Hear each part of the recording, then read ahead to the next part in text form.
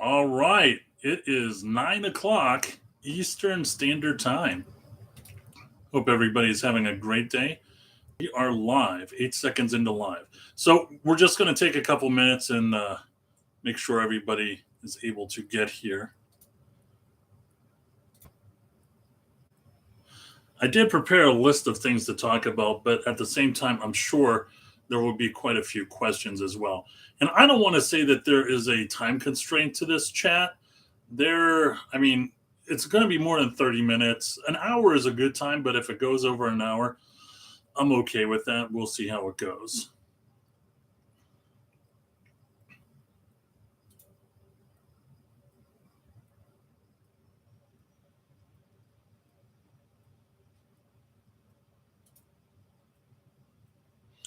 All right. So while we're waiting for people to come online, I'm just going to talk about the topics that I jotted down. There are some questions that people submitted that I'm happy to talk about. We can talk about Dave Ramsey if somebody wants to talk about Dave Ramsey. I have a lot to talk about, but of course, this is Lego, so we could keep it Lego if we want. We'll talk about new Lego sets, of course. We'll talk about mistakes. Now, I was on a live chat, I think a week or two ago, with Mike from Dead Bricking, and that was a line item that we were going to talk about, and I don't think there was enough time to get to it. So we could talk about mistakes from 2022, and we could also talk about a theme. So what I like to do is I like to every year have a theme or a buzzword, something that will kind of motivate me, right? 2 years ago it was accelerate. I love that word. I would say that all the time. And that was my theme for 2 years ago. And to be honest, I really don't remember that the catchphrase from last year. So it may not have been that impactful. So we could go ahead and we could talk about what my catchphrase for 2023 is. I said to myself, that sounds a little bit corny, but at the same time, I'm the only one using it. So if that's something that will motivate me, then I will go ahead and just use that. So before I just start chatting away for the next 60 minutes or so, does anybody have any questions yet? Great content for the People Wolf. Thank you. Hey, back. All right, so I'm just going to go ahead and I'm going to read some questions that some viewers sent me. I will occasionally refer to my phone. That's not to be impolite, but during the Patreon group chats, there will be a lot of people that will just text me, or they might submit a comment on YouTube, and I'll just go ahead and take a look at it and then, keep the conversation going. So one of the questions was, what platforms do we use to sell Legos? Amazon, eBay, and why? Well, I don't want to come off as, this is a no-brainer, but Amazon is the primary one. eBay is a platform that we use, if I had to say, maybe 5 to 7% of the time. There is another platform, and I apologize, I'm not trying to sound cryptic, but there's a platform out there that a lot of people, I think they're aware of, but they don't utilize. And that brings in a good amount of revenue. There's not a lot of competition out there. And again, I'm trying not to be cryptic about it, but it's worked for us. And if I were to say it, Walmart, hey, Corey, good to see you. We'll talk about Walmart. Appreciate you too, Sean. I'm happy to see you, Corey. I feel like I need to email you something sometime soon. But there are other platforms out there that you can use, but you need to figure out which one is the best for you, right? So Amazon is the primary one. There are a few other ones that are out there. To be honest, I haven't even logged into Whatnot yet. I feel like I'm behind in the times when it comes to that, but I just haven't done it yet. During my upcoming 3-week sabbatical, maybe I will go ahead and do that. Just looking at some more questions. So somebody said, what's the difference between FBA and FBM? And, I need to apologize. Some of you may know the answers to these questions. And by all means, if there's something that I am missing, drop it in the comment section. That would be a big help to those people. So, rudimentary, the difference between the FBA and the FBM is a lot of things, right? If you have FBM, you have more control over your inventory, right? You also have more control over your return policy. Whenever you send something into Amazon, you're kind of beholden. Hey, AK, how are you? Sorry, I'm just looking at the comments. But you have more control on FBM now. I do have some people that I talk to, and they do both. They do FBM and they do FBA. They prefer to do 100% FBM, but they have so much inventory. They kind of look at Amazon as their assistant, right? So sometime during the year, they may send a total of 20% of their inventory over to Amazon FBA, and they're able to take care of that, and that's fine. And then there are some other inventory that they just want to make sure that they have a handle on, and they're physically touching, like a valuable set that is worth hundreds of dollars. So that is kind of the briefness of FBA FBM. The majority of the resellers I know use FBM, but I do know a couple people that religiously go FBA, and that's fine too. It's just a matter of what you're comfortable with. I'm not gonna, pick a side to die on that hill or anything like that. So I'm going to pause from the questions I have in front of me and just read some comments. All right. Sean Hemp says, what do you prefer for a small-time collector seller, Facebook, eBay, or a Mercari? So here's the deal. I mean, you have to use the resources that are available to you, right? I started off with eBay, and the only reason why I started using Amazon was because I had my inventory go to a fulfillment center, right? But I was turning and burning with eBay. Now, eBay has changed over the years, and the fees have increased and things of that sort. But whenever I was in full swing on eBay, it was 13% that was deducted from me. I knew what it was. If I sold a set for $100, I knew I would be getting $87 back. It was very, very easy. So I hope I was able to answer that question. But also, real quick, I did want to add on to that. I know a person, and I don't want to say the set because I don't want to break his confidence, but I think there's a $40 set out there, and it's unavailable on Amazon. It's a Lego Shop at Home exclusive, and nobody goes to Shop at Home a lot, right? And so he'll put it on Mercari, and he'll tack on an additional $30, and he sells about 2 or 3 a week. And now here's the deal: the margins are small, but he's a college kid and he's hustling. And if you want it bad enough, then you'll go out and do it. So I hope I was able to answer that. Okay, great question. Eduardo Diaz.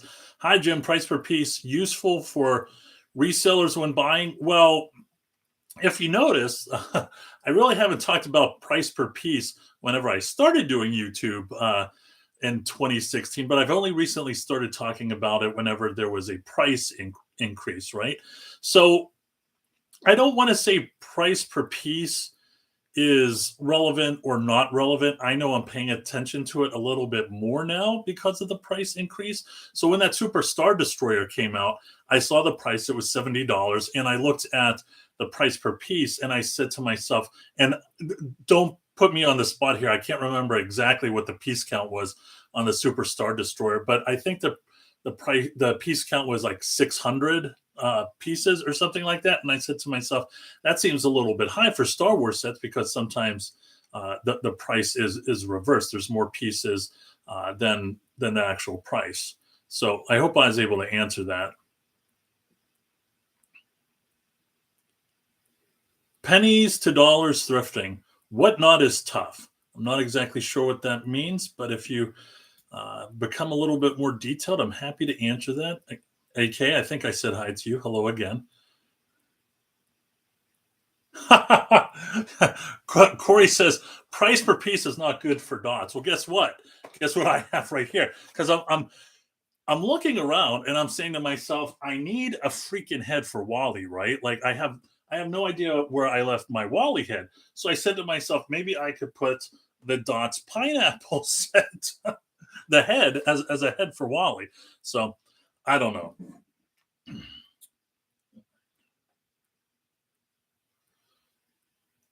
All right.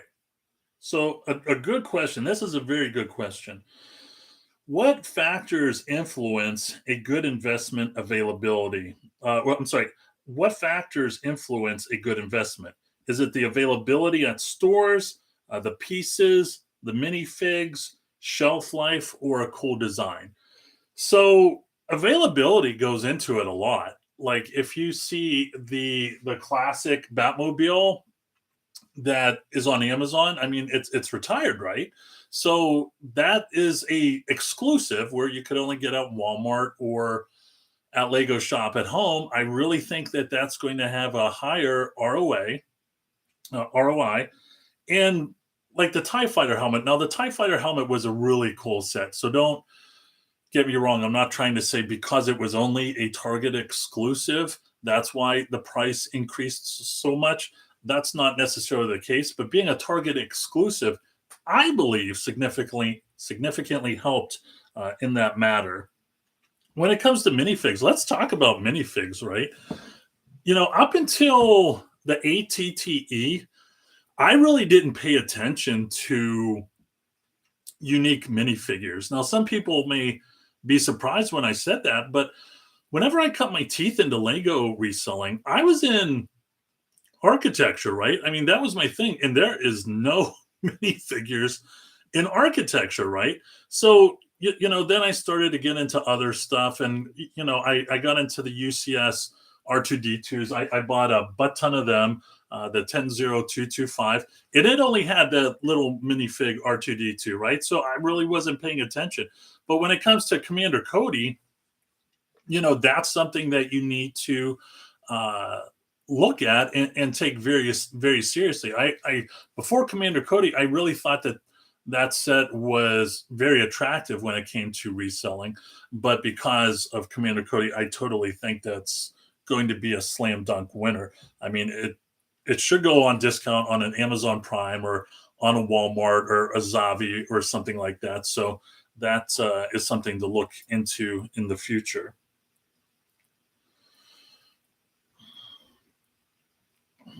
All right. So those are all the questions that were submitted ahead of time.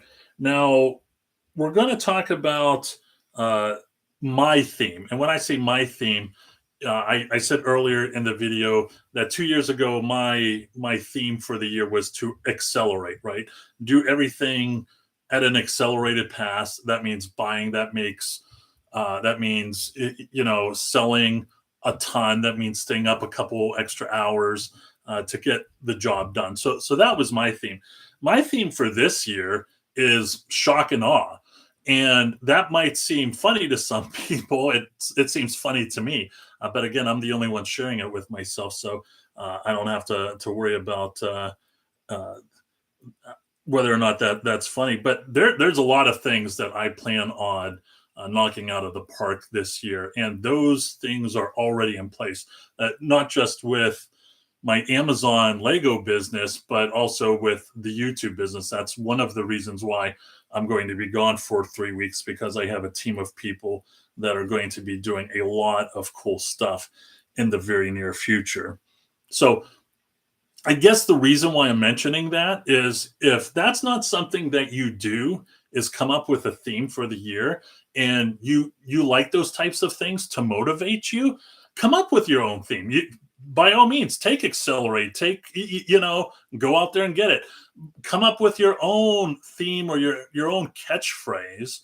And when everybody is hanging out doing nothing on a 3-day President's Day weekend, you want to make sure you don't fall into that trap. You want to make sure that you're doing many other things and getting many other things accomplished that other people are not doing because they're asleep at the wheel. All right, so we're going to look at some comments now. Any tips on shipping stuff on eBay? Sean Hemp asking for a friend. I've talked about this before. Have customers pay for their own shipping. It's interesting. I saw an eBay person who I respect. I don't think he does Lego though. He might do Lego, but it's Lego isn't the primary thing. And he talked about how happy his life and business has become because he offers free shipping. And when I heard him say that, I mean, that made me pause and think, right? Because I'm like, what are the pros and cons if I were to go back to free shipping? And then I said to myself, this guy, even though I very much respect him, he may not be getting too many customers from Hawaii or Alaska, because that's what happened to me. I got to the point where I, kept on getting customers from California, and the shipping was out of control. And I remember going to my computer and I said, please don't be from California. Please don't be from California. And then I look at it and it's from Alaska. And I'm like, ah, crap. So, free shipping, the lowest affordable way you could ship it. I wouldn't recommend using cheap tape.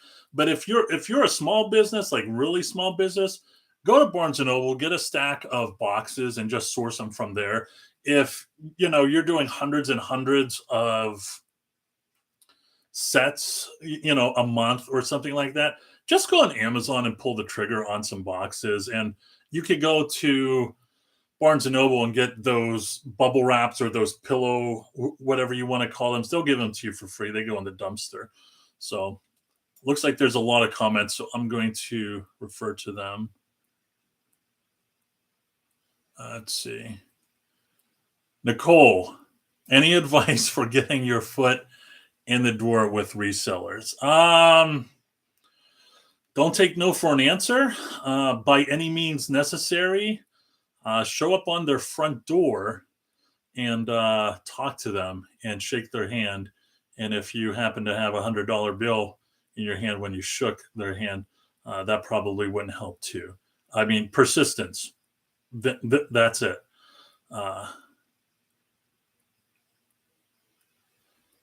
Corey says, package well, eBay buyers are more whiny than Amazon. I agreed. Totally agree with that. Another brick. Hey, Jim, how's the scrap metal and exotic flowers business going? Well, here's the deal. So, the scrap metal stuff, I just shared because I used to work in the automotive industry, and we would have people come up all the time and take scrap. Whenever I shared my exotic flower stuff, I probably should have, but I do right over there. I do have a mini greenhouse. I am not joking. I'm the treasurer of my homeowners association. And I talked to the president and I said, I know we're not allowed to have backyard sheds. Are we allowed to have greenhouses? And he said, no. And I said, okay, so I'm going to buy one on Amazon and just put it in the basement. But having my Lego sets at a warehouse I'm able to do that. So the goal is the spring of next year to do $30,000 in exotic plants. And I'm only going to be doing 1 or 2 species. I'm not going to be going all crazy like Lego and get a hit list of 5 or 7 different SKUs. Gerald, thanks for all the great information you give on your videos. Well, thank you for watching. I greatly appreciate it. Michael, hi, Jim. Thanks for your videos. I have 12 of the Lego Technic Balboing Osprey. Good for you. Do you want to email me and we could do a deal? Do you think price will go higher or time to sell? Well, here's the deal, man. So let's talk about that. And I'm glad I'm doing this in a group chat because there probably won't be a lot of viewers, right? So, and I'm saying that because it's going to be an intimate group. It's not like I'm going to have a video where I have 5,000 views and it's going to strike a nerve with somebody, because I'm not trying to do that. But I'm not sure if anybody has seen people post on the Facebook group like 10-year-old Lord of the Rings sets, and they're like, hey, I was thinking about selling this, but with the new movie out, I might just keep it for a little bit. I'm like, really? Because the price has already gone up 300%, right? You may you probably should have sold it 5 years ago and then kept on multiplying that money and then bought a ton of the new Lord of the Rings set. So circling back to the Balboing Technic, I mean, I really would sell it if it was me. Of course, I don't give financial advice. But and it's been a while since I've checked out the price. I used to check out the price on that a lot. If I had to say, it's probably under $1,000, maybe 700. But I'm just going to share this with you, Michael. If you're in the United States and you want to do a trade, I'm not guaranteeing a trade, but a fair trade, right? A value for a value. Shoot me an email and we could even talk about that, because that is something that I don't want to say I was clamoring for, but it's something that I would like to have just as a conversation piece.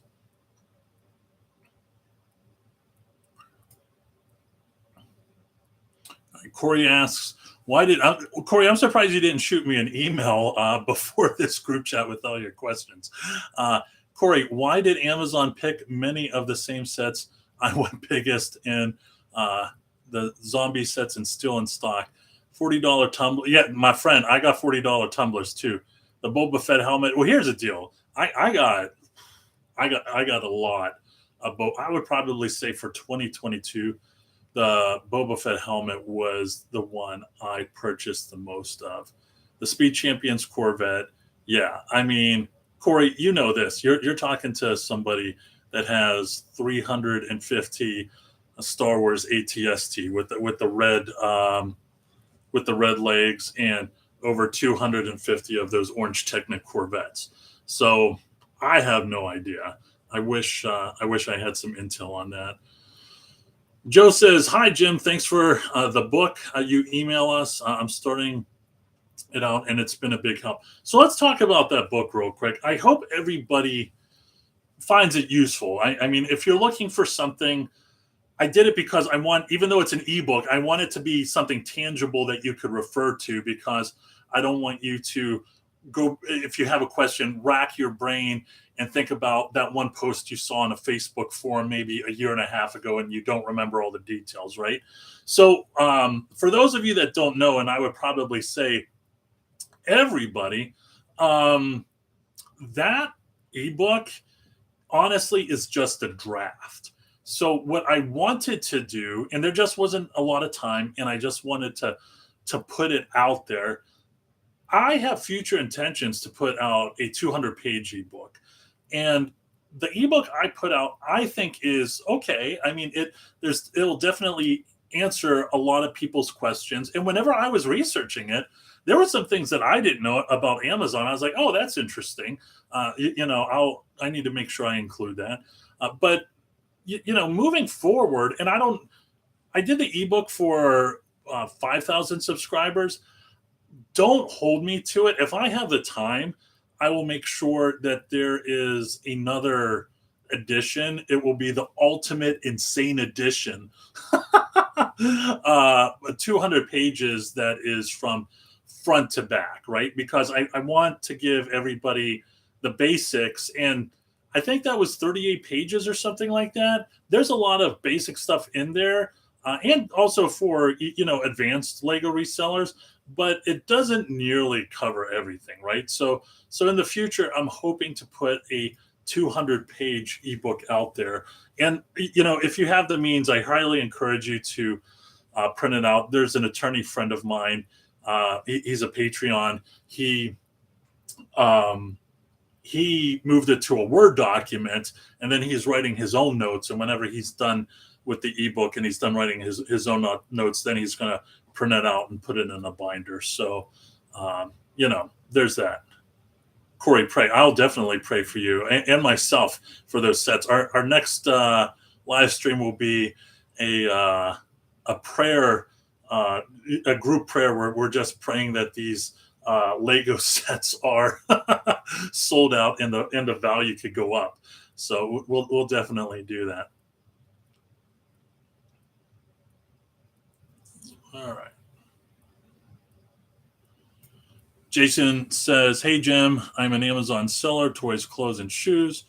With Lego, I am trying to finalize a strategy for selling Lego versus investing in Lego. My thoughts are to pick 3 to 4 sets to invest in. Thoughts?" So here's the deal. I mean, if you're just starting out at Lego, there's nothing wrong with just picking three or four sets. I mean, my first, I only picked one set, and it was this guy right here, set number 10225, and that's the way it was. I mean, whenever and to be honest, I put it in the corner of the guest bedroom, and I forgot about it. And then, I started to remember I had them. And then, whenever the trailer to the new trilogy came out, I said to myself, "R2, please, R2, please be in the trailer. R2, please be in the trailer." And he was, right. So that helped out a lot. But starting out three or four sets, very, very respectable. I mean, if you're just starting out, you may want to consider, again, I'm not telling you, but you may want to consider the blue chips, right? I personally am happy that architecture is not on everybody's radar as much as it used to be. So after R2D2, I moved into architecture because no one else was. And at the time, so 10 years ago, if you were to create a spreadsheet on architecture sets, you only had like 15 sets at the time. Now you have over 100. And so I broke out a spreadsheet and I listed all of those set names, what the retail price was, what they were going on Amazon and eBay. And I said to myself, the numbers don't lie. So I'm going to invest in Falling Water. I'm going to invest in the Louvre. I'm going to invest in the US Capitol. So if you're just going into Lego, I would definitely, and you wanted to start with 3 or 4 sets, go with the blue chips. If you want to, diversify, you could maybe do one architecture set and one Speed Champion set. Although whenever it comes to the Speed Champions themes, I always say, play the field. You're never going to lose with Speed Champions, right? But, there's a chance if you only buy 3 Speed Champion sets and there's 6 out there, that one that went up to 350, you may not you may not have been able to take advantage of that. Excuse me, I'm going to take a drink. I am thirsty. Drinking out of my Starbucks Saudi Arabia coffee mug. If you haven't visited Saudi Arabia, you're just letting the best in life pass you by. So, C. Ashley Smith has a great question. How much of your sales occur outside of Q4? It varies between 30 and 40%. So I'm going to share this story with you, and I hope the person that told this to me doesn't mind. I'm not sure he's watching, but I'm going to be vague, of course. So I have a friend that started getting into Lego back in September or October. His entrance into Lego was he never went to a Walmart and purchased sets before, right? He through an acquaintance of an acquaintance of acquaintance, came across a large inventory of Lego because there's a gentleman that was wanting to get out of the business. So he bought that, right? So this was back in August. Q4 comes up. He's high-fiving. He's chest bumping. He's slam dunking. There's a lot of things to celebrate, right? Because the sales are just going through the roof. And then a week ago, he texts me and he says, "Hey, Jim, do you think I did something wrong? Like, did Amazon blacklist me? My sales have just, tanked dramatically." And my reply back to him was welcome to the end of Q4, right? Because you do so much business during Q4 that there's so much volume, so much sales velocity. It is at the point where I don't know if I'm selling stuff every day, but I'm definitely selling stuff every other day. And, my first year, and, I want to talk to those people that are new to it or thinking about getting into it. Whenever I was getting into it, I met all these Lego investors and we're talking on the phone. And my set sold because I didn't have a lot of inventory. My set sold before Thanksgiving, right? So when the beginning of December comes, my experienced, seasoned reseller friends that have a ton of inventory, they're like, "Hey, how are you doing? Are you still doing good?" I'm like, "Yeah, high five." But by that time, it just canceled, right? So, going back to your question, there is a lot of sales velocity in Q4, and you appreciate how much Q4 does for you whenever you're no longer in Q4, which is one of the reasons why I thought about exotic plants, because if you're able to have a Q2, right, and you're able to have that sales velocity and you're able to make, 20, 30,000, something like that. And here's the deal, 30,000, if I hit 30,000, I'm definitely going to be doing jumping jacks. But if I hit 20,000 my first year, that's respectable. If I do 10,000 my first year, that's 10,000 more dollars that my neighbor didn't do because he didn't want to open up a greenhouse in, a 5 by 5 square foot part of my basement. So I hope I was able to answer that question. And I apologize if I give long answers. Let's see how many we got. All right, I'm just going to speed them up and maybe do a little bit of a lightning round. All right, Michael asks, how do you handle returns? Well, do you have experience with return fraud? So fortunately, yes and no, I've had experience with return fraud. So one of the reasons why I don't like selling large sets is because if you sell a Titanic for $1,000 and there's credit card fraud, then you're out $1,000, right? Where if you sell a $40 set, it sucks, but you could take it on the chin and you're not going to be up at night thinking about it, or you shouldn't be. But yeah, I have had some fraud. I guess you could call it fraud, where a tower bridge, right? So I have multiple copies of this still. I have one over there and I have a bunch at the warehouse. I recently sold a tower bridge and I got a return on it, and when we got it back, I swear that he must have had a damaged tower bridge set, right? And he just wanted to buy a new one and then swap it out and complain to us about it so he could get a refund. I swear that's what happened. So we have a case on it, and it's still pending. But here's the deal: at the end of the day, I don't want to try and sound arrogant when I say this, because all the other major chains do this too. But at the end of the day, I am going to win. And that's all there is to it. And what I mean by that is, if I have to write that off on my taxes, I'm definitely going to write it off on my taxes and have that as a deduction. Whenever I was a manager at Barnes & Noble, I mean, the amount of waste at a Barnes & Noble was crazy. Half of the books went back to the publisher. Half of them, you had to tear the front cover off and throw it in the dumpster. So if you ever go to a thrift store and you see a bunch of books with that front cover torn off, that's why people were probably dumpster diving, or they Barnes & Noble tore off the front cover and then donated it. So hope I was able to answer that. All right, Tarn says, hey man, I've been a subscriber to the channel for close to a year. Thank you. I appreciate that. Keep it up. The good work. I've done a few deals on Bricklink, but I'm saving up for some sets so I have enough for Amazon shop. Well, good for you. Keep it up. I think that's great. Thank you, Michael, for emailing me. Hello, Wolf. Hello back to you, Adam. Remind us, how do we get the ebook? Thanks, John. Just go to wolfofbricks.com. And here's the deal. wolfofbricks.com is about to change in a serious way. And everything that's on that site is going to be free. And you're going to have more resources than you won't know what to do with. So just keep that in mind. I'm actually thinking about when this group chat is over, actually deleting it, because I'm afraid I might accidentally slip, or the Kentucky bourbon I'm drinking in here might get the best of me. But I can't say anything else. I would like to say a lot more, but I have a team of people working on it. And if you go to wolfofbricks.com, you can download that ebook, no problem.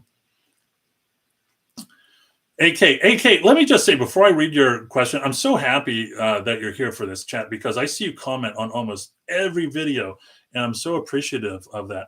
AK writes, would you say in general that almost each and every set is a winner, but one will bring $10 per and the other one will bring 100. So let's talk about that. And again, that's a very astute question.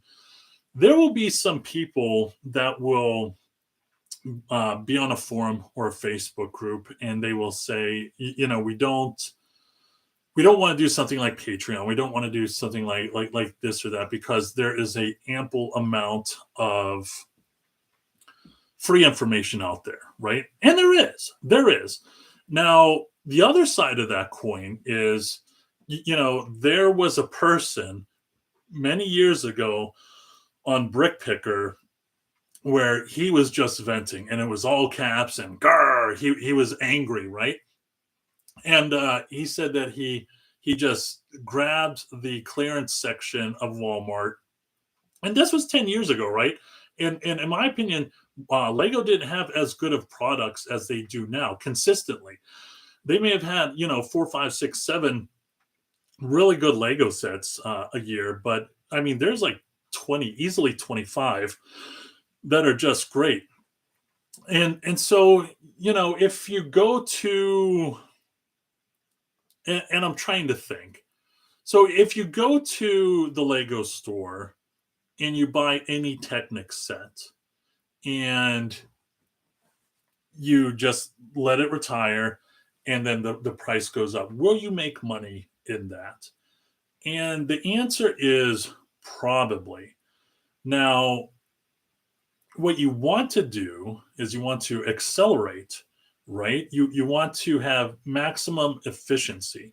So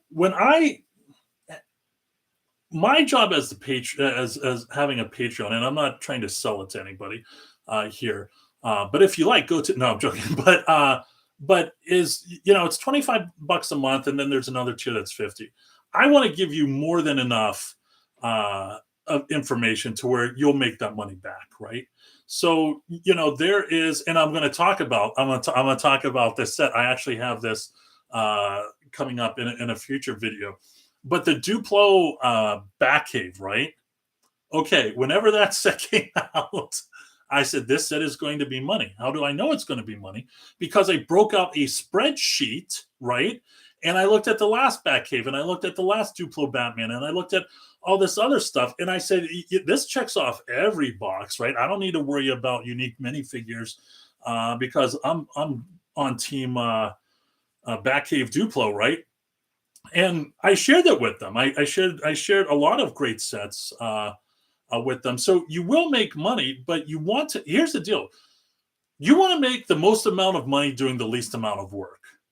That's the way it is. There's a person I used to know, great guy. He was a patent attorney, and he said the only thing I remember him ever saying to me was, the best way to make money is to make it in your sleep, right? And I challenge you, just for fun, go to a family member you live with, or go to a coworker at work, or maybe you have a friend that likes to side hustle. You ask them, what do you think the best way to make money is? And I've asked that to my employees, and they've said, oh, selling drugs, of course. I'm like, yeah, that's not what I was looking for. So you will make money, but we're not here to make money. We're here to make a lot of money. So, and we're going to do that by accelerating and motivating yourselves, because a lot of times, people in that house that you live in aren't as supportive and doesn't have the same adrenaline going through your veins that you do, because at times Lego reselling can be a thankless job. So again, a long answer. I apologize to that. Max, great chat. A lot of info on your opinion. What will be enough sets to sell on Amazon? Thanks, Jim. I mean, the enough sets are the winning sets. That's what you want to do. Go for the blue chips. If you haven't sold anything on Amazon, go for the blue chips. I went and then eventually go out of your comfort zone and buy something like some Duplo dollhouses. But go for the blue chips. Look at architecture. Look at Speed Champions. Minecraft, yes and no, a little bit, but that's the best information. Another brick. Definitely not. Jim is just mentioning ATST. Yeah. Okay. So yeah. Yeah. So yeah. Let's talk about the 250 ATSTs. No, the 350 ATSTs and the 250 Technic Corvettes.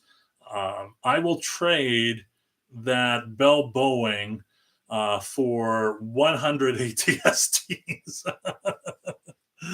uh, yes, yeah, another brick. Western women may not agree, right? But my brief time in Saudi Arabia, I had no problems. Uh, Q4 now has a price dip and not a price jump. Yeah, that was surprising this past Q4. I think a way to describe the last Q4. I was talking to a friend of mine, and this past Q4 was good enough not to bitch and moan about. Right? It like just we just made it to the finish line. We really should celebrate and not complain, and that's kind of where it was. So TM, Q4 has always been the hottest season to sell toys. I usually sell Transformers, Pokemon cards. Q4 has always been my hottest selling season. Q1 is usually cold. Q2, yeah. So it's one of those things, right, where it's kind of like now and August is really the off season, right? As we go to Easter, you're going to see some Easter sales. Oh, Valentine's Day. If my friend that he's like, did I get blacklisted? Where did all my sales go? And I said, well, welcome to Q1 because that's what it's like. And I told him, I said, if you're looking for a little bump, I know some resellers that buy flowers and Lego flowers, botanicals, roses, whatever, because of Mother's Day, right? And Valentine's Day. So they're trying to be consistent. And then, Halloween is always a bump, but that, of course, is Q4. And then for some reason, like June and July might have a brief spike, and then August is dead. Sometimes September is dead. Sometimes it's like, oh, Q4 started a couple weeks early. So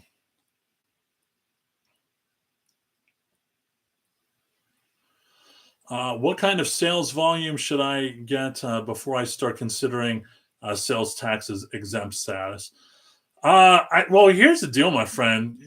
I uh, can I be honest with everybody here?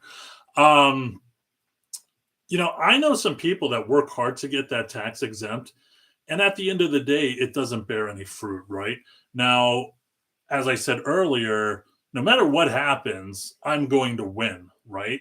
So and you need to talk to an accountant, I'm not telling you this, but I know every time I have to pay tax, which is mostly, oh, it all depends if you have a wholesaler.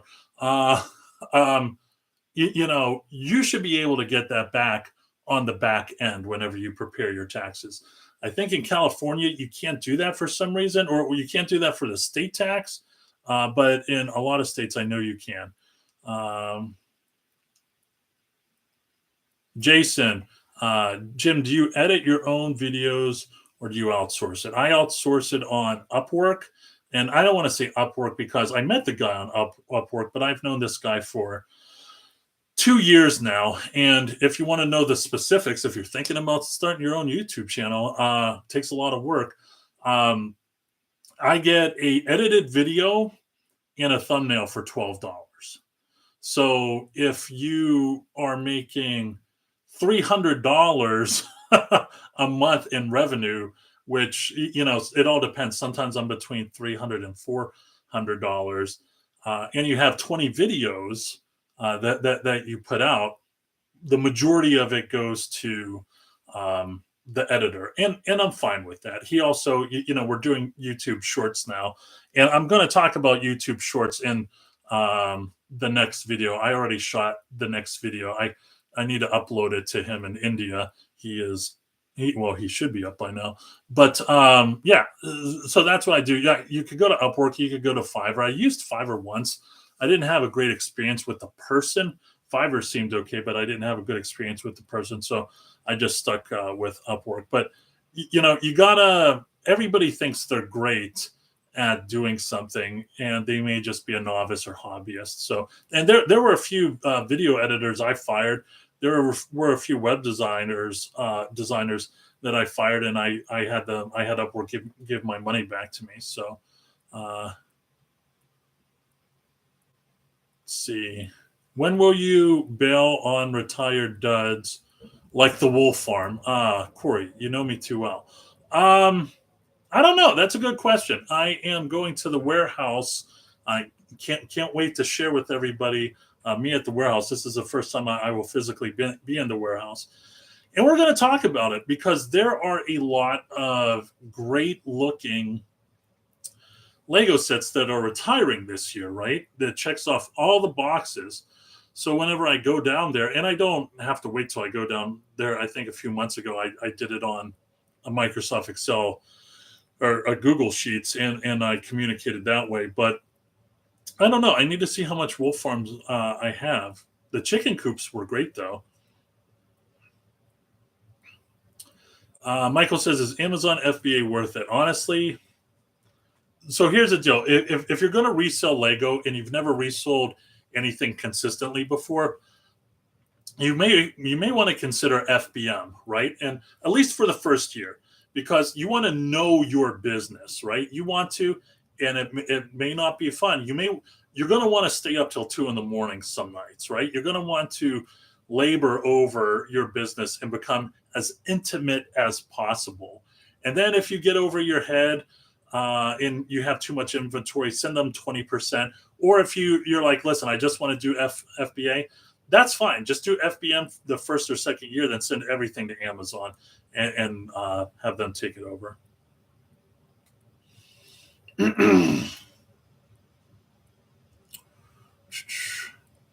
Hey, Jim, love your videos.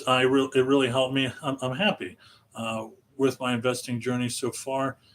Would you advise going deep or wide? I have. Okay, so it all depends what your definition of wide is, right?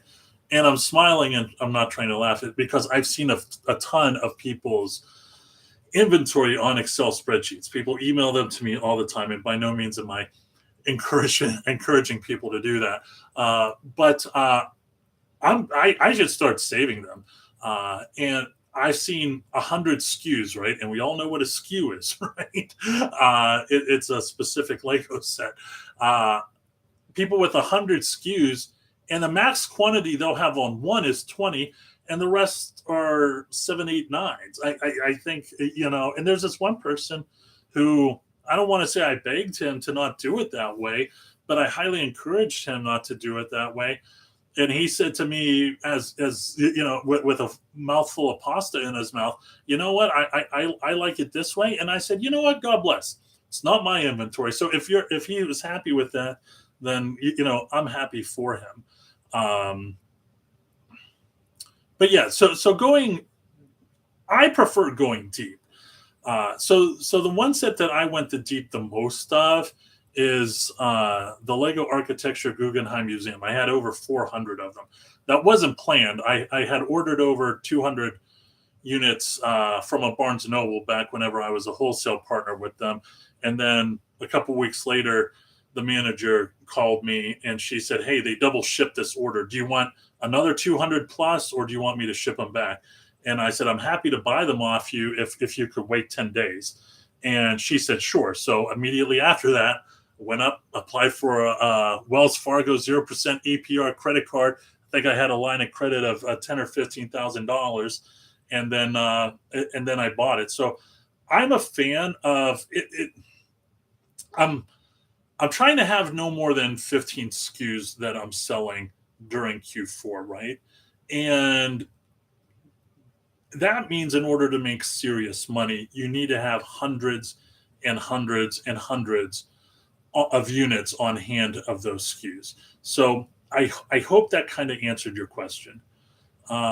Sean says, a Patreon membership could be tax deductible. It could be. I know if I was a Patreon person, I would make sure it was tax deductible. I am a monthly member of a luxury watch dealer Telegram on the Telegram app, and I said to myself, if I got into flipping watches, I could use that as a tax deduction. So that is good stuff. Corey says FBS has benefits and problems like anything. Okay.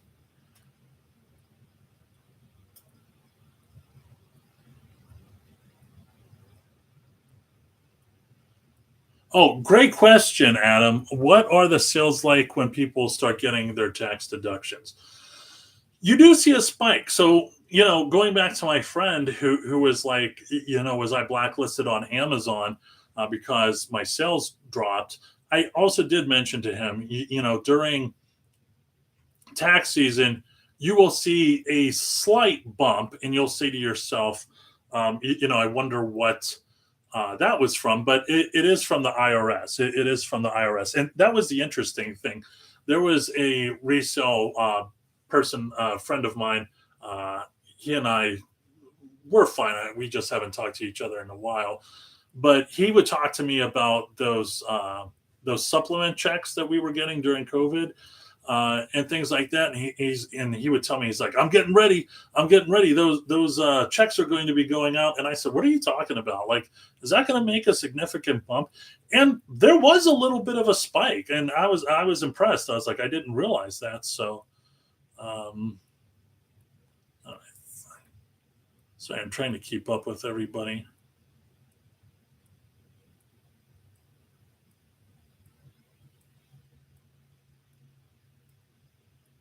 JD, I currently have a six-figure Lego resale business. Thanks for your advice. My pleasure. And I struggle with Q4.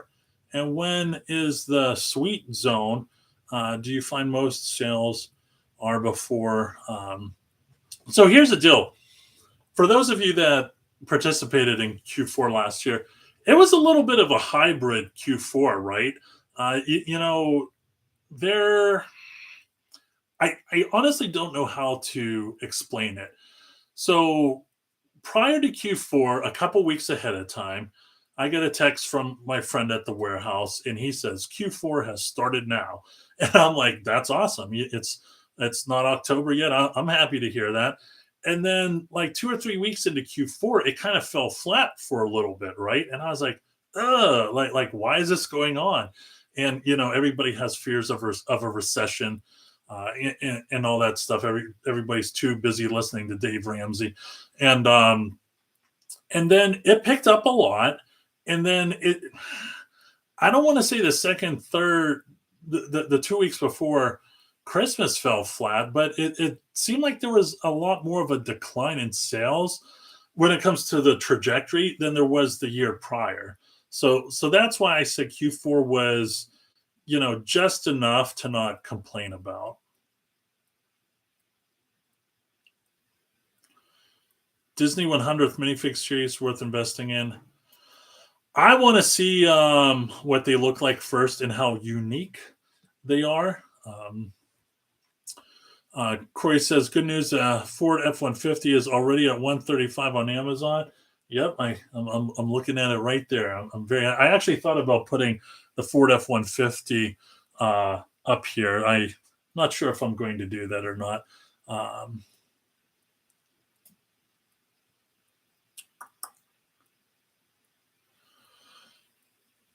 Whiskey Romeo Juliet.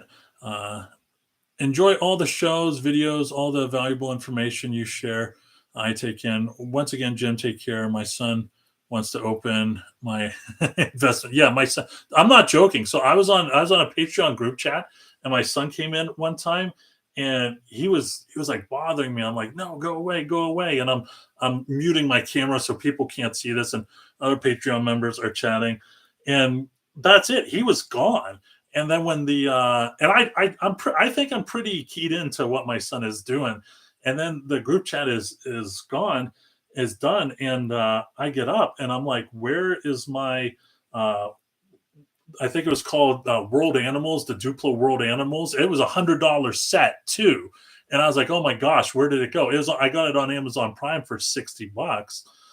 So that was a transfer of money. I moved from the joint account of this house to my business. Titanic, do I open or not? It all depends. Let me tell you, I have a Titanic, and it's just sitting in the corner. Um, it all depends what city you're in. If you're in a big city, so not to talk about watches again, right? But I saw this cool TikTok video, and I thought about doing um, the same thing on YouTube. But I was like, I live in a small city, so it probably wouldn't work. But there was this TikTok video of this Rolex dealer, and he said, I want to show you how easy it is to flip a Rolex in New York City. So he went to a watch dealer, he bought a Rolex, and the goal was to, before the end of the day, before he went to bed, was to flip it for a profit. And he did, and I was like, that's cool. So I said to myself, let me buy a Titanic, and then let me list it on Facebook Marketplace, because I sure as heck ain't going to list it on eBay and Amazon, right? And I'm going to see how much money I can make. But I decided not to do that. So if you live in a high volume city, feel free to try and flip it on Amazon Marketplace. But I know a person that is flipping Titanics for $1,000 a pop, and good for him. I really like your videos, but I live in New Zealand, where the population is 5 million. That's about the size of Columbus, Ohio. It doesn't look like one could sell hundreds of thousands of the same SKU. Well, yeah, I mean, you may have to go wide in that case. And here's the deal, you may want to sell more than Lego, because when people come up to me and they say, um, I want to do Lego full time, you're saying to yourself that you want to do Lego full time, but what I'm hearing is you actually want to do Amazon full time. And if you're doing Amazon, there's nothing wrong with having other SKUs that are non Lego. So, I don't know what else is hot over there, but if you're able to have 50% of your business be Lego and another 50% be something else that those 5 million people need, I mean, I'm sure there are worse ideas out there. Corey, if you have hundreds of a set, but many others also do not, won't, what makes it harder to flood the market? Yeah, that's true. So he says, if you have hundreds of a set, but many others also do, the market will be flooded. So let's talk about this. Trying to think of things that I could say that's not in confidence. So there's a Technic set out there, right? A very popular Technic set. Everybody knows it. When you go on Amazon, there are hundreds of people selling that. And that was a set that I liked too. And I was like, ugh.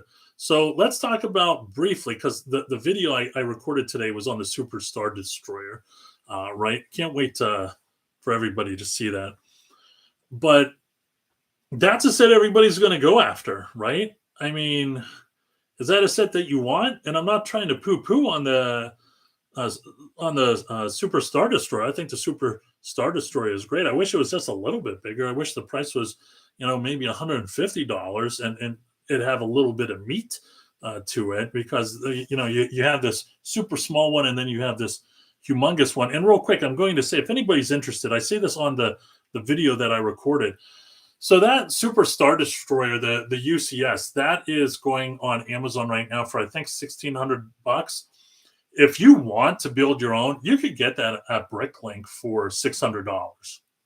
So you just need to piecemeal together. Now that doesn't include the shipping. I think whenever I put it together, there were 5 or 6 Bricklink stores that you had to go through. So there is shipping, but even if there's $100 more added to it, it's still much cheaper than the 1,600. So if you want to flex and have this humongous Super Star Destroyer, right next to your Titanic, go ahead and feel free.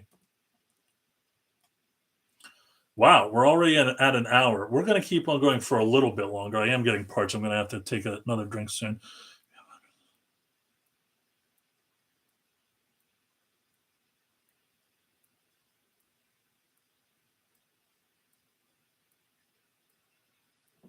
Oh, so you don't have a lot of clearance at in Singapore whenever it comes to. I wonder why that is. I wonder what the currency is over there. But let me tell you, if you want to hear a story, I said to myself, why is this person trying to resell Legos? So he's no longer a Patreon member, and the Patreon is never meant to be a permanent thing, right? Corey could tell you that. But some people go, some people have been there for over 2 years now. So you should never think that the Patreon is a permanent thing. But I had this Patreon member from Israel, right? And he buys sets at not retail, but 20% above retail because of the imports and all that other stuff. And he's still trying to find margins and stuff like that. And he had a bunch of Lego sets, and I was trying to help him. And, I even talked to my business partner, and I said to myself, like, I wonder if there was a way to people overseas, because I would think this would be a great value to people overseas, is if they joined the warehouse and there was a money transfer, and we were able to purchase, use that capital and purchase all the Lego here and store it. That way, people that live in countries that have the VAT tax and this tax and that tax and all the import stuff, we could buy stuff from, the people that live in a country of only 5 million people, and we could use their capital and send it out to everybody here in America, and they make a decent ROI. And we were at that point, but his wife was getting on him, and I almost want to say rightfully so, because if there was ever somebody that I don't think should have been a Lego reseller, it probably would have been him. But that's unfortunate. BL Bricks, hey Wolf, so happy to be here live. Happy you're here with me. Love the content. Well, thank you. I greatly appreciate that. What type of bourbon? So, so I live in Kentucky, right? This is bourbon country. So I'm drinking Weller, the black label. Now, I apologize. I can't remember what the black label is called. Weller, the red label is antique. And then you have the Weller Reserve, which is the orange label, and the green label. And the green label, it's supposed to be a rare bourbon. You probably couldn't get it in Ohio or anything like that, but there's so much green label Weller Special Reserve. It's crazy, but I do have a special bottle, a large one of the black label, and I usually only drink it on special occasions. I honestly, I usually only drink it whenever I'm celebrating the passing of somebody's, and I'm celebrating their life. But I said to myself, because this is the first live chat, I'm just going to pour myself a cup of that and celebrate my first live chat.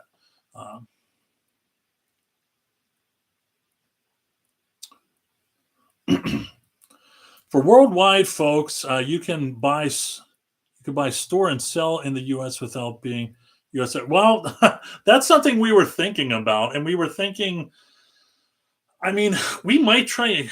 I don't want to put words into my partner's mouth, but there's a good chance we might try and announce that later this year. It all depends. It all depends what and the thing about our fulfillment center is, and this is sincere, like, you've never seen me advertise the fulfillment center, right? I did advertise it to the Patreons, but we're thinking about making, I don't want to say an advertisement, but we're looking for only one or two people to join us. And it really, I don't want to say it's by invitation only, because it sounds like a gimmick, and you hear that crap all the time. But the fulfillment center is fine. We have one person that exited, and so we're thinking about bringing one or two more people on. I shouldn't say they exited. They've taken a pause from sending stuff to the warehouse, but they're just taking a little bit of a break. Let's see, Michael. I had a bad experience with Lego UCS Millennium Falcons. Hard to sell local, and I'm from the Bay Area in California. I know so many resellers in California. I know some people in San Francisco. I know some people in San Diego. I try to go to California like every other year. My best friend is in LA. Uh, JD says, where do you see the price of silver by the end of the year? So, you know what the funny thing, JD, is? I said to myself, should I bring some silver? I actually bought some silver today. I bought a kilo of silver and I bought a quarter ounce of gold. And I'm going to be using that for a future YouTube video. And I'm really looking forward. And it's going to be Lego specific, but gold and silver is going to be a part of that. But where do I see the price of silver going? Well, I mean, I don't want to give a long answer, but if you can't tell the price of silver is rigged by with what happened with the the the meme army on 4chan about a year and a half ago, you know, it's just tough. I wish silver would get to 40, but I don't think it ever will in my lifetime. But it's always good to consider owning gold and silver. I had tens of thousands of dollars in silver, a couple $1,000 in gold. And in 2016, when I said I need to liquidate everything because I was reselling Lego and the numbers don't lie, I cashed everything out. The only thing I have of value that I would say an actual asset in this house is probably lead, if you know what I mean. The flipping flip. Good evening, Jim. Good evening to you. I'm trying to remember if I asked you to email me one time. I couldn't remember that. But if you haven't, if I didn't, shoot me an email. All right. So what we're going to try and do is, I think we might put a lid on it at 10:30. We don't want to keep it going all night. I am enjoying this though. This is my first group chat. I might, when I'm on my sabbatical, have another one. I'm not exactly sure. I got to see what I'm having a medical procedure coming up, and I'm not sure how that's going to go. Hi, Jim. I'm new to the Lego investing community. Well, welcome. Do you have any tips for themes, lower price points for college young adult collectors? So this is a good question.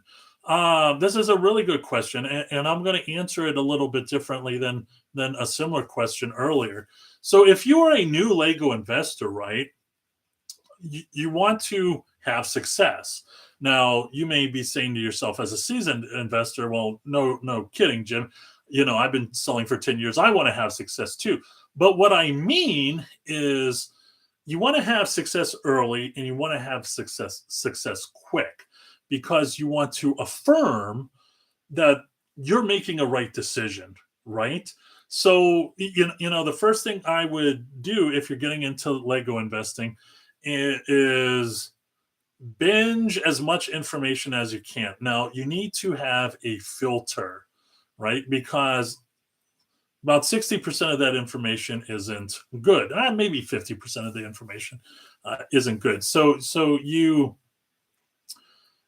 hear what other people have to say, but at the end of the day, you need to listen to yourself, right? So that's what I would do.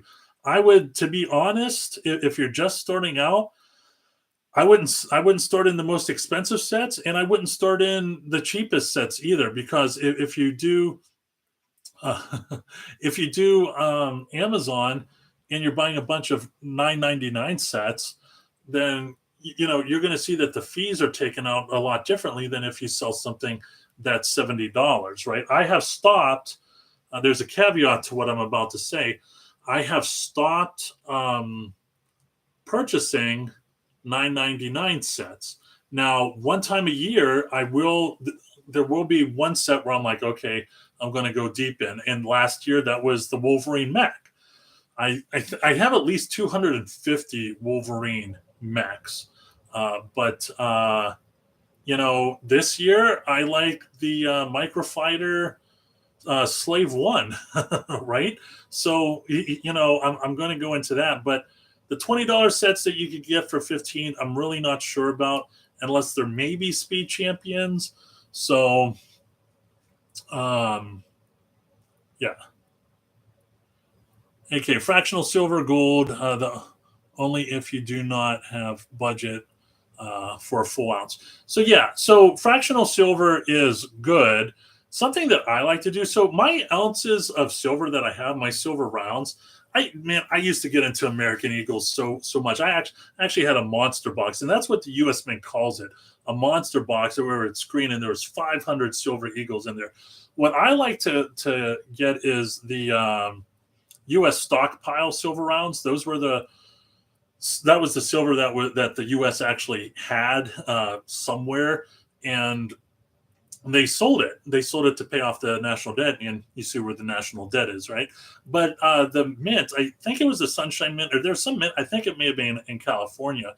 They collected all of that silver, and they stamped it strategic stockpile, silver or something like that. And that's what I collect. Now it's usually $1 or $2 higher than the silver premium, but that's okay. I kind of look at that as America's first silver eagle before the actual silver eagle came out, I believe, in 1981. But yeah, a tenth of an ounce of silver to have a roll of fractional silver or fractional gold is pretty good. All right, we might cut it off before 10:30. There's no other comments. There are rumors that Star Wars helmets are at the end of the run. Has anyone heard about this? I have not heard about this. What do you think about brickheads? There are some good brickheads that are coming out this year, and I'm going to share this. I don't think I am breaking the confidence of the Patreon members when I say this, because you'll understand what I'm talking about. So, when I'm talking to the Patreon members during the videos that I send to them, and even during the group chat, I talk about sets that I really like that, unfortunately, I really won't mention on the public channel. And I said to them, that Golem brickhead, man, that's going to be a winner. I can't wait till I see that. And then I saw it, and I was like, oh my gosh, that is like the most plain vanilla looking Golem out there. Like, that is lame. I mean, it's just not exciting. There's no emotion. There's no nothing. Like, I almost feel like that huge head wig that they made, like, maybe they should do that for Golem, right? And so you could see all the detail. You could see the joints crouched and all that other stuff. So that's what I think of brickheads. There's a lot of good brickhead sets that are coming out this year, and I'm looking forward to it. Let's see. The collector says, sorry I'm late. What price points are you targeting for 2023? I'm going heavy into... Oh, great question. I'm going into $30 to $50 sets this year. My average price point is around 80. So, not sure when you came into the group chat. I just got done talking about the $9.99 sets, right? And I rarely do that. Now, I have made a commitment to go into more expensive sets, right? Now, does that mean that that's all I'm doing? No. What I mean by that is every year I will be spending from this point on less and less money on the $20 sets, the $30 sets, things of that sort. I can share with you a piece of advice that a close friend shared with me.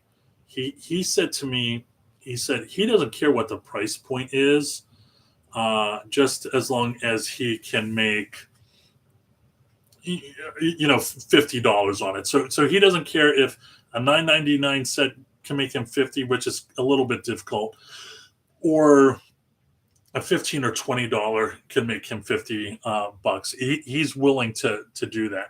But yeah, so the one set I'm going to go into, Corey, not sure what you mean by that comment. Then we can. Yeah. So sorry, I was distracted. But I am trying to buy more expensive sets. So for me, and I talk about this, I feel like this might be a spoiler alert for everybody that was going to watch the next video. So the Superstar Destroyer, right? That's $70, right? I think that's a reasonable price. But the reason why, as a reseller, I am seriously bothered by that is because there was a Bat Cave set. In my opinion, the best Bat Cave set that ever came out many years ago. The price point on that was $70. Friends Olivia's house, the price point on that was $70. Well, guess what? During Black Friday, that $70 Bat Cave and that $70 Olivia's house went down to $42, right? So if we had the same thing happen with that Superstar Destroyer and it goes from 70 to 40, right? Then there's going to be a lot of people that are, let's take a quick poll. Nobody here, not everybody has to answer it, but the Back to the Future DeLorean is oversaturated. Do you think the Superstar Destroyer is going to be just as oversaturated? I think so. Now, what the Star Destroyer has going for it that Back to the Future doesn't is there's more of a demand for Star Wars sets than there are Back to the Future, right? Back to the Future DeLorean, it almost seems like it's going to be a novelty, right? It's like, oh, that's really cool, and then they move on to the next thing. It doesn't seem like it's going to be that way with the Superstar Destroyer. So I hope I was able to answer that. I feel like I didn't, so I apologize. Then we can comment on Shane. Not exactly sure what that meant, but yeah. Fidel. Hi, Jim. Hello, Fidel. How are you? Rain Dog's House of Oddities. Greetings, Jim. Greetings to you, Rain Dog's House of Oddities. Thomas School. Hi, Jim. Great work with the channel. Love watching and learning from your videos. I've been investing since 2020. God bless you. In Australia, it's interesting how many resellers are pop out of the woodwork in Australia. We have a couple. I think we have at least one Patreon member from Australia. It's interesting whenever he does the group chats because we do it at 9 o'clock at night, and I think it's morning for him. The flipping flip. You know what, guys? I'm sorry. I have to take a drink. I am parched.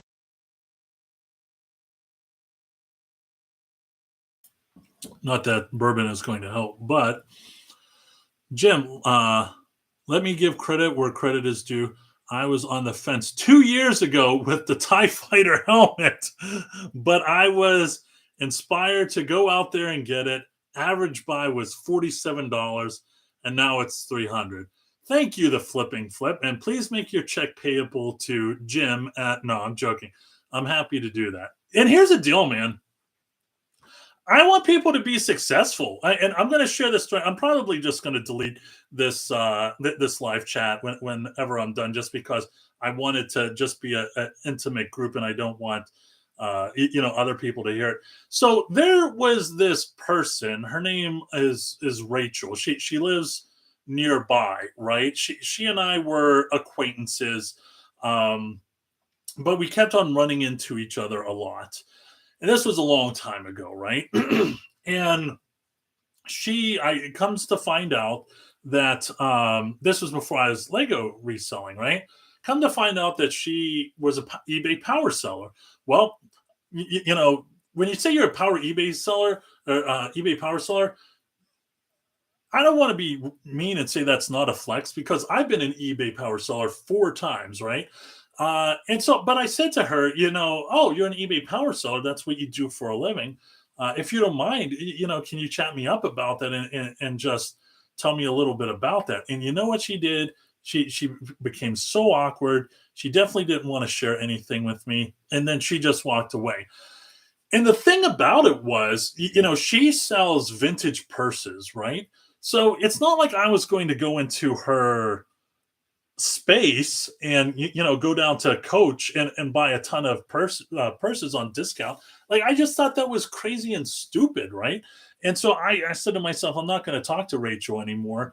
And to be honest, I've said this in the past, the reason why I started the YouTube channel back in 2016 was because I wanted to meet good resellers. And when I say good resellers, I did it for selfish reasons. And I'm not trying to sound negative when I say that, but on Brick Picker, there is a lot of negativity and a cesspool going on in not just Brick Picker, but in many spaces, whether it's Facebook. And some of you have seen, I know some of you have seen some of those things blow up. I'm not even paying attention to that stuff anymore. And I get screenshots from people saying it's going down on this Facebook group, and I'm like, oh my gosh. So I wanted to meet good, smart resellers, reselling people, so we could bounce back ideas. And in the process, this, I don't want to call it a monstrosity, because this is just a YouTube channel and a website that a lot of people don't go to. Randy, what's going on? Happy to have happy you're here. I'll get to that in a second. But yeah, where was I? I don't know. The bourbon's starting to hit me. We're just going to keep on moving. I believe that the SSD is a Lego exclusive. Shut the front door. Is that true? I would love for that to be a Lego exclusive, because if that's going to be a Lego exclusive, then you're going to have in my opinion, something very similar to that happened to the Slave One that was $119 whenever it retired, and the doors closed on that. And I don't think that was a exclusive, but when we're talking about the percentage and the value go up, I could easily see that. I'm going to be at the Lego store all the time. So long term, despite being saturated, it should be good. Okay, so Randy says, have you ever calculated your cumulative returns over the years? You know what? I was just recently thinking about that, because there was some reseller. It wasn't Lego. It might have been watches or sneakers or something, but I've seen it a couple times where people have said, this guy has over 5 million worth of sales. This person has over, there's a gray market reseller. He's a real pro. His business that he started has over 100 million in sales, right? Because he deals with $70,000 watches, right? And so recently I said to myself, let me do some quick math in my head. And if I had to estimate, I would probably have to say around 600 or 7,000. The problem is, and I really don't consider this a problem, was whenever and I'm just going to be honest, guys, whenever I first started reselling Lego, I wasn't sure if this was something that I was going to do long term or not. So, my first couple of years, I just didn't report anything to the IRS.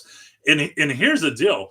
I think I've said this in the past. I don't have a problem if people don't report things to the IRS. That's why I'm so pro Roth IRAs, right? Because the IRS doesn't get their hands on it. And then, when I did go into it, I don't want to say full time because I still had a job, but whenever this was more than just a hobby, I was like, okay, I need to start reporting this.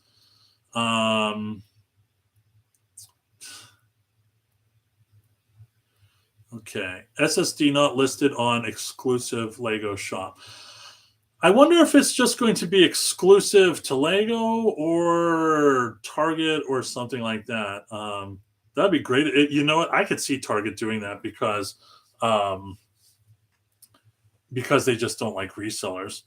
Fidel says, I sell Lego parts on Bricklink here in Mexico, but once I get my finances in, I'll get into investing in reselling sets. Did you successfully this last week core with Stranger Things briquettes? Well, good for you, Fidel. I hope you do well. Any idea how a new listing gets made for Amazon? Hoping Defiance of Hoth gets posted sometime soon. I don't know. You know what? I could try and find that answer. I just got to make sure my kid isn't up. I got to check this. Okay. Sorry about that, guys. Leah's helmet apparently, yeah. So Leah helmets is apparently a Target exclusive. Yeah, that's. But so let me ask you guys a question. Do you see Leah's helmet being a big deal? And the reason why that is I think it's obvious because you can't see Princess Leia. Like it's Princess Leia, right? But it's the helmet, and I know, but I don't know. Does anybody see that doing really well? I mean, I would think it would be. Do you think it would do better than a stormtrooper helmet? I would be a little bit surprised if it did better than a stormtrooper helmet. I'm not sure.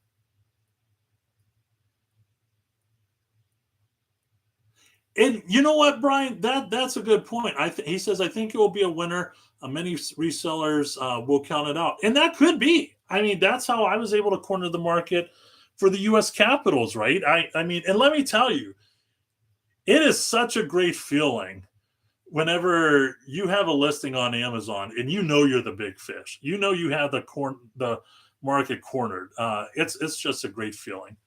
All right, so we're not going to wrap up, but I just want to make sure I covered everything that was on my list. We didn't talk about mistakes that I made in 2022. Maybe I will talk about that next time. New Lego sets. So I can't wait to do a video on this, but I'm not going to do it until the set is revealed. The new architecture set, is everybody familiar with that? I mean, does that look gorgeous or what? I absolutely love that thing sucks. Is he talking about the new architecture set? I don't know. I absolutely love that set. I could see that set being built and having some bonsai trees next to it. I mean, I think it'll be a winner, although I haven't seen it yet. Hopefully, Lego won't screw it up. I don't know. Hi, Jim. I've been noticing that the prices are in the same in Australia as in the US, if not cheaper. The minifigs here are $5, for example. Interesting. The real Ibaka. Thank you for showing. I'm familiar with who you are because I think I've liked a couple of your comments, and I like the comments that you said. I didn't know you were here you were in Australia, so that's cool. I'm done with helmets personally. Is there a particular helmet that you that did you wrong? I'm not sure. The Dark Trooper is a Target exclusive, so you know, I don't know. All right, we're gonna do a last call. Does anybody have any questions? And then we'll just put a lid on it. So Tarn says it should. That version of Leah doesn't get many toys from Hasbro, so when one gets released, it does pretty well. Okay. Trade secrets. You're hilarious, Randy. Did you see that video where you almost won the? Like I said to myself, I was scrolling down and I said to myself, "Oh, it's going to hit on Randy. It's going to hit on Randy," and then it didn't. I was like, I was ready to high five you. Oh, the Leah mask. Oh yeah, I see what you're saying, Sean. Yeah. But yeah, so what I think, and I'm just going to mention this because I've been thinking about this. So what I think I'm going to do in the future is I think I'm going to start doing giveaways monthly to Patreon members. I already made the commitment to do monthly giveaways this year, but I think next year, and it's got to be retired sets too. So it's not like I have a ton of retired sets hanging around here because they're mostly in the warehouse. So I definitely have to plan for that. But in the future, I do plan on giving away monthly retired Lego sets to Patreon members. It might be 12 F-150s that I have right over there. All right. I feel like I'm starting to break down. I was the only one selling them online. I cornered the market regarding the sealed cube worlds, found 60 of them okay, good for you. And that was a good feeling, Fidel. I bet you that was a great feeling, right? All right, everybody. It was great. I wish we could do this longer. I had a great time. I'm definitely celebrating my first group chat or my first live stream. I think it was a success. At first, I was nervous because no one was up there. And I was like, oh, Corey's going to bed. Nicole, thanks to you too. Max, everybody. I enjoyed it. We'll talk to you in the near future. I have a public YouTube video that should be going out in a couple of days. I need to upload it to India now, and then hopefully Monday, Tuesday at the latest, it should go out. Go out there and get it. Yep. Take care, guys. Bye bye.